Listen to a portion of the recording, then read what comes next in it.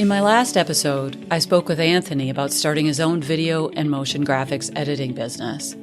One key point he made was the importance of showing kindness to people all the time. It had me thinking about my own experiences.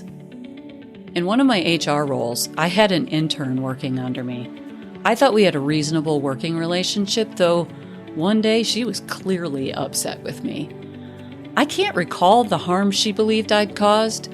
What I do remember is how her reaction seemed disproportionate to the situation. She resorted to calling me names and saying something cutting about my clothing choices. Okay, the wardrobe comments were almost laughable. Clothing takes up little of my brain power. Public decency and staying warm are my only priorities. Anything beyond is either reactive or truly directed by helpful friends. But the name calling, that stood out to me. Unprofessional, rude, and unacceptable. I was stunned into silence, a rarity for me.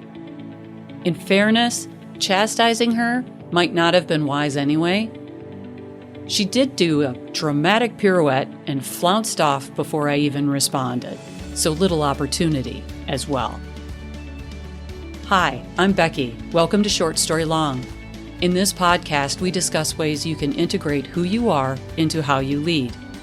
Today, I am offering strategies for building your skills as a leader.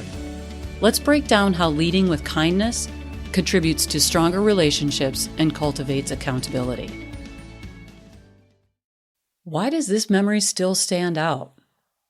It's not because I wasn't used to critiques. There were plenty of people in that organization who didn't like me or the work I did in HR. They may not have liked my wardrobe too much either. I was accustomed to being undervalued and dealing with pushback. It stood out to me because it reminded me of a mean girl tactic.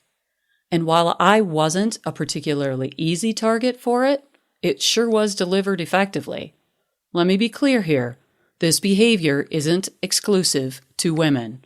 Men and women alike can be petty, cruel, and prone to name-calling.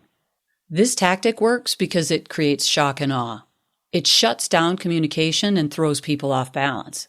But it's not sustainable. Over time, people build up resistance. The same tired behavior loses its edge, and instigators need to escalate. There's a limit to how far that can go before people start ignoring or circumventing that person entirely. You might be thinking, Becky, I don't call people names. But how sure are you that your tone and words don't leave others feeling judged, belittled, or dismissed? How often might they feel you see them as incompetent or untrustworthy? As a leader, it's hopefully not a feeling you want to create. To answer those questions, let's examine how much kindness we bring to our work relationships. And let me be clear, kindness is not a weakness. It takes real effort when you're stressed, frustrated, or working under tight deadlines. For those who haven't built the habit, it requires intentional practice to get the wheel turning. Kindness can be easy to skip, but it's essential.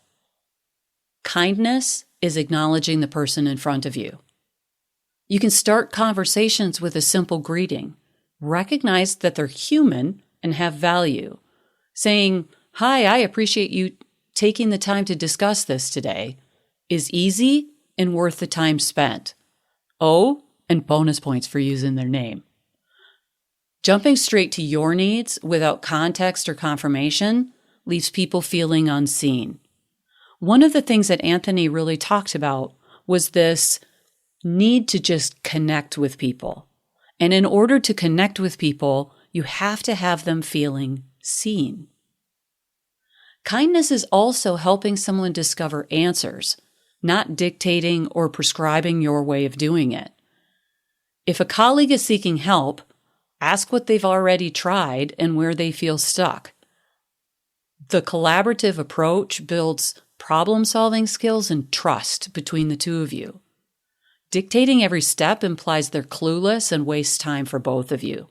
They aren't you, so your way may not be the best for them. Kindness is also not doing the work for others. It's not smoothing out every obstacle to spare them the growth that comes from problem solving. When I work with my clients, one of the things that they talk about all of the time is, it would just be easier if I did it. It might be easier, but is it kind? Is it helpful? Does it stretch their growth? The final thing that kindness is not, right? Kindness is never about name calling, implicitly or explicitly. So be thoughtful about how your words land with people, because it matters.